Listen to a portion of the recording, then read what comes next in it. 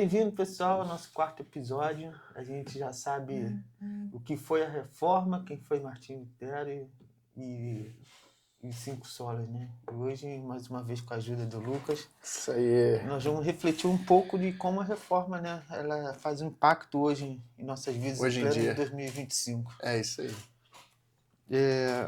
Quais mudanças práticas, Lucas, que a Reforma trouxe para a igreja? Então, para a igreja especificamente, claro que a reforma ela teve impactos fora da igreja também. Os impactos da reforma não foram só teológicos, né, eclesiásticos, eles tiveram impactos na sociedade civil também. Mas principalmente as mudanças práticas, né, que a reforma trouxe para a igreja, né, que assim, são coisas que a gente colhe até hoje, eu diria que assim, principalmente a centralidade da palavra de Deus. É o principal fruto que a gente colhe hoje em dia. É esse resgate. Eles conseguiram, o intuito deles era resgatar essa centralidade da palavra de Deus, e eles conseguiram. Hoje, as igrejas protestantes, elas são tradicionalmente igrejas que têm a Bíblia como sua única regra de fé e prática, como autoridade máxima. Então, o trabalho dos reformadores foi bem sucedido nesse intuito. Né? Porque o principal fruto que nós temos hoje em dia da reforma protestante é justamente o resgate a essa centralidade, o resgate à palavra de Deus, né? Essa centralidade da palavra de Deus. Né? Porque a gente vai lembrar de que antes você tinha várias outras tradições e doutrinas humanas que se interpolavam entre si e passavam por cima da Bíblia, e aí os reformadores vêm e dizem, não, a Bíblia é a nossa única regra de fé e prática, a Bíblia é a palavra de Deus, os ensinos de Jesus e dos seus apóstolos, nós vamos ficar somente com o que a Bíblia diz. Então, a reforma, ela traz de novo, né, essa centralidade à palavra de Deus. Esse é o principal fruto que nós colhemos. Claro que tem outros também, né? Por exemplo, a ideia de sacerdócio universal, a ideia de separação de igreja e Estado, a ideia... São várias, né? Mas, principalmente, a centralidade da palavra de Deus. Ela substituiu, a reforma substituiu todas aquelas tradições que a igreja tinha colocado, tinha acrescentado, adicionado, pela fé em Cristo, basicamente, que é revelado através das Escrituras. Então, esse é o principal fruto que a reforma protestante deixou para as nossas igrejas hoje em dia. Tratar a Bíblia como palavra de Deus, como centro do culto, como centro da pregação do Evangelho. A Bíblia ela foi colocada no seu lugar de destaque, novamente, o lugar da qual ela nunca deveria ter saído. E como que ela impactou o acesso à Bíblia e na liberdade de culto que a gente tem hoje em dia? Aqui no Brasil, né? Que tem país aí que não tem essa liberdade de culto, não, acesso à sim, Bíblia, sim. né? Aqui nós temos essa liberdade, né, de culto, acesso à Bíblia. Na verdade, a reforma, esse é um outro fruto da reforma também. Né? A reforma trouxe as escrituras para o povo. Né? Você, antes, nossos ouvintes vão lembrar do nosso episódio 2, antes, a Bíblia ela era restrita ao ambiente acadêmico, aos monastérios, né? A Bíblia ela era restrita ao alto clero. A Bíblia, ela, para começar, ela já tinha um empecilho que a maioria das pessoas tinha, de que ela era escrita em latim.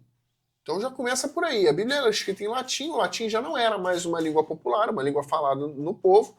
Né? A gente já está falando do ano de 1500, ali 1517 para frente. Né? O latim estava restrito aos monastérios, ao clero, ao Vaticano, mas as pessoas normais não falavam mais latim. Então, a missa ela era celebrada em latim e a Bíblia era escrita em latim, ou seja, o povo não tinha acesso. Então ficava muito fácil para a Igreja Católica Apostólica Romana inserir novas doutrinas que vão contra as Escrituras, Era muito fácil para eles fazerem isso, porque não tinha como as pessoas conferirem de fato se isso estava de acordo com aquilo que Jesus e seus apóstolos tinham deixado.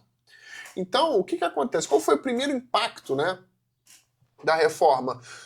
Lutero traduzindo a sua Bíblia, traduzindo a Bíblia para o alemão. Uma língua popular, uma língua agora que Lutero trouxe as escrituras para uma língua popular, as pessoas podiam novamente consultar o que as escrituras diziam, igual os bereanos. Paulo elogia eles.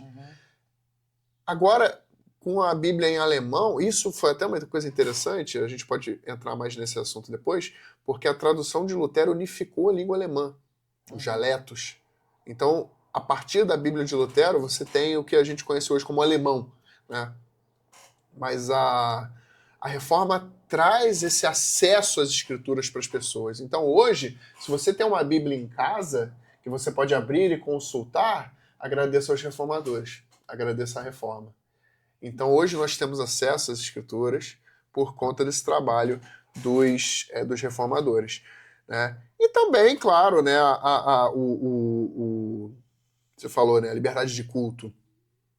Nós temos liberdade de culto no Brasil, claro, sabemos que nem todo mundo nem todo mundo tem essa liberdade de culto, mas nós precisamos lembrar também de que não havia uma liberdade plena de culto na Idade Média, pré-reforma. Isso foi um conceito que nasceu na reforma, né? Você tinha agora toda a Igreja Católica como fazia, todo aquele os cultos que não eram cultos, por assim dizer, né? Os cultos que não eram autorizados, eles eram desencorajados. Se as pessoas não se retratassem, elas eram perseguidas, poderiam até ser mortas. Muitas pessoas, antes da reforma, foram mortas por causa disso na Inquisição, né? Então, você não tinha uma liberdade plena de culto. Você não tinha uma liberdade de abrir as escrituras e entender o que a Bíblia diz e mudar os dogmas da igreja. Não havia essa possibilidade, não havia essa ideia de culto individual, né? Até porque o conceito de culto e missa são duas coisas diferentes, né? Essencialmente, na sua natureza. O culto, na verdade, ele é o culto evangélico, né? O intuito dele é se voltar para a oração, se voltar para o ensino, se voltar para o louvor ao nome de Deus.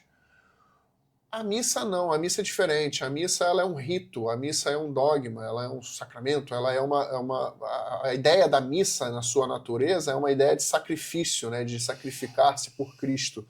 Então, o ato de ir à missa é uma das obras que concede salvação também, né, dentro da teologia católica. O culto em si, o culto evangélico, não. O povo de Deus protestante que se reúne para fazer culto, eles se reúnem para fazer culto, para ensinar uns aos outros, para louvar o nome de Deus e buscar edificação mútua. Basicamente isso. Então essa liberdade de culto, somado com o acesso às escrituras, vem com a reforma. E nós desfrutamos disso até hoje. Tá, e sobre você falou sobre a tradução da Bíblia, né? Se você quer entender mais sobre isso no segundo episódio, o Lucas explicou bem sobre isso. Então volta lá e via sobre isso. Lucas, quais as marcas que da reforma nós experimentamos dentro das nossas igrejas hoje? Então, muitas marcas, né? Igual nós falamos, né, sobre a questão do acesso às escrituras. Né? Hoje nós temos acesso às escrituras, então os sermões, né, as pregações, elas estão muito mais voltadas ao ensino da palavra de Deus, das escrituras. Então isso é um fruto que nós colhemos, é um impacto que a reforma teve dentro das igrejas, né? A pregação bíblica, né, os cantos também, os cantos congregacionais, porque resgatou essa ideia, né? Por exemplo, a música é uma ótima ferramenta de ensino. Então resgatou esse intuito pedagógico da coisa. E aí os cânticos, eles voltam a ser congregacionais, com a ideia de congregar as pessoas, de unir as pessoas, conduzir a adoração para o nome do Senhor, para o nome de Deus. né? Então ela tem esse caráter pedagógico e esse caráter congregacional de reunir todas as pessoas. Isso é um fruto da reforma. Isso é um fruto. A pregação bíblica, os cantos congregacionais, né? A participação das pessoas de uma forma geral, né? Não era mais restrito somente ao clero, não era mais restrito somente ao padre, somente ao bispo, arcebispo, enfim.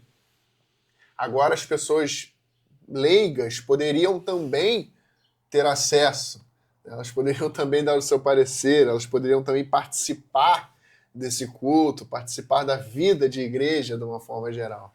Né? Tudo isso são frutos da reforma, né? Somados principalmente à ideia do livre acesso, né, das escrituras, igual a gente tratou anteriormente. Isso tudo só veio à tona, só foi possível por causa do acesso às escrituras, em primeiro lugar. Então hoje nós colhemos esses frutos por causa do acesso às escrituras. Tudo isso são frutos que a reforma nos trouxe. A reforma ela ensinou que todo culto, a vida inteira, tudo deve exaltar sempre o nome de Cristo, sempre glorificar o nome de Deus. Essa mentalidade foi mudada. Essencialmente. A essência da coisa mudou. A teologia protestante é diferente da teologia católica nesse sentido basilar, da natureza da fé em si mesmo. Então, mudou tudo, mudou as bases da fé, as bases das doutrinas, das teologias. Isso tudo foi graças ao acesso às escrituras, né, que a reforma nos trouxe. Então nós escolhemos esses frutos nas nossas igrejas até hoje. Todo mundo tem uma Bíblia em casa. Né? Todo mundo pode viver da vida de igreja normalmente, qualquer pessoa. Né? Os cânticos mudaram de lá para cá. Tudo isso são frutos da reforma. E além da fé, ela também influenciou na área da política, cultura Sim. e educação? Foi o que eu falei no início, né? A reforma ela teve outros impactos, não só da porta para dentro da igreja. Né? Ela também teve impactos da porta para fora, igual eu falei antes. Né? Por exemplo, um dos impactos, a unificação da língua alemã, por exemplo, que vem com a tradução de Lutero da Bíblia, é um impacto cultural. Né? Um impacto político, por exemplo, a ideia de Estado laico. Até então, os estados eles eram confessionais. O rei, o imperador, eles estavam vinculados ao Papa. Então, eles respondiam ao Papa. Então, você tinha essa ideia de Estado confessional. A reforma protestante abre as portas para o que hoje nós conhecemos como Estado laico. Então, assim, vou trazer um exemplo assim, bem rápido e bem prático assim, para a nossa vida. Hoje em dia, para o pessoal entender um pouco a importância do Estado laico. Né? Vamos voltar alguns anos aí na história do Brasil. Você tem o Brasil, na época da monarquia, era um Estado confessional. A religião oficial do Brasil era o catolicismo romano. Uma pessoa só poderia ter direitos civis, ter um registro no governo de que ela existe, se ela fosse batizada na Igreja Católica. Então, uma criança só virava um cidadão se ele tivesse sido batizado por um padre. Da mesma forma, um casamento, por exemplo. Se dois protestantes quisessem se casar e não quisessem que um padre celebrasse o seu casamento, o casamento deles não era válido. Então, eles não eram dotados dos direitos civis que vinham junto com o casamento. Essa é a importância do Estado laico. Você dá liberdade às pessoas, liberdade de religião às pessoas. E isso tudo só aconteceu por quê? Porque os próprios reformadores lutaram contra isso. E é até interessante a gente citar também uma situação de que, no início, o Estado laico ele não se estabeleceu no princípio da reforma. Começaram a ter estados confessionais protestantes. Isso foi uma evolução mais tardia da reforma protestante. Tanto é que protestantes perseguiram outros protestantes também.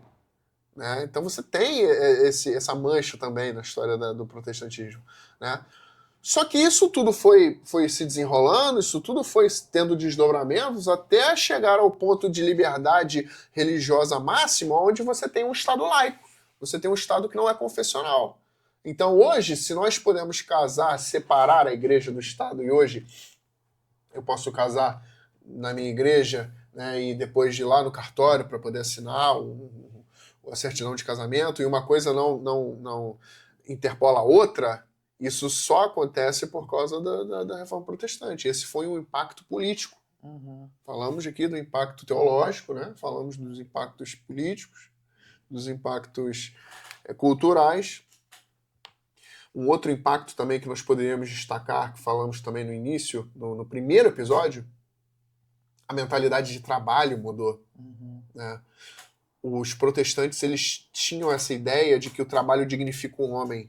Então, passou-se a trabalhar para poder louvar o nome de Deus, engrandecer o nome de Deus. De novo, quer comais, quer bebais, quer faças qualquer outra coisa, faça tudo para a glória de Deus. Então, vamos trabalhar para a glória de Deus. Então, a mentalidade de trabalho mudou. As pessoas passaram a trabalhar para a glória de Deus. Dentro da teologia católica, o trabalho era visto como uma punição. Por causa do texto de Gênesis 3, né, onde o homem ele é separado de Deus por causa do pecado, e ele precisa trabalhar, e do suor da tua testa comerás o fruto da terra, aquela ideia toda. O protestantismo veio para poder quebrar essa ideia, né, trazendo textos mais do Novo Testamento, né, por exemplo, o trabalho dignifica o homem, quem não trabalha não come, Paulo vai dizer. Né, o trabalho, a perspectiva acerca de trabalho muda. E isso vai desenvolver o que a gente conhece hoje como capitalismo. Né?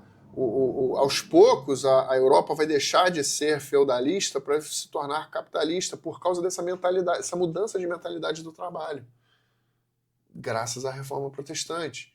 Então você tem vários impactos. Uhum. Não foram impactos só da porta para dentro da igreja, não foram só impactos teológicos, eclesiásticos, né, de mudança de governo de igreja, por exemplo. Não! Foram impactos na sociedade civil, Estado laico, unificação da língua alemã, mudança de mentalidade de trabalho, pavimentação para o capitalismo, né? Enfim, vários outros. A reforma protestante, ela pavimentou a base de muitas democracias que a gente tem no Ocidente, principalmente. Lucas, como que a gente pode viver a essência da reforma hoje na nossa rotina cristã, né? A nossa vida, como protestantes principalmente, né? Ela bebe muito dessa fonte da reforma, né? Eu acho que, assim, quando a gente vive uma vida centrada em Cristo, né, uma vida de fé, quando a gente vive uma vida firmada na palavra, movida pela fé, guiada pela graça, nós já estamos vivendo a essência da reforma na nossa vida. Né? Eu acredito que, assim, reformar-se, reformar a nossa vida cristã, é voltar às Escrituras, voltar à Bíblia, voltar às fontes, voltar às origens constantemente. E permitir que essa Bíblia, que essa palavra de Deus, que essas Escrituras moldem a nossa vida através da ação graciosa do Espírito Santo na nossa vida. Então você me pergunta, como é que nós podemos viver essa essência na nossa vida cristã? Permitindo sempre que Deus esteja moldando o nosso coração, vivendo pela graça, que o justo viverá pela fé, vivendo pela fé, se moldando ao padrão que Deus estabeleceu para nós, buscando sempre as fontes, indo até as Escrituras, buscando reformar-se antes de qualquer coisa. Então, acho que quando nós temos essa mentalidade, nós honramos o trabalho daqueles reformadores que deram a vida por essas doutrinas. Então,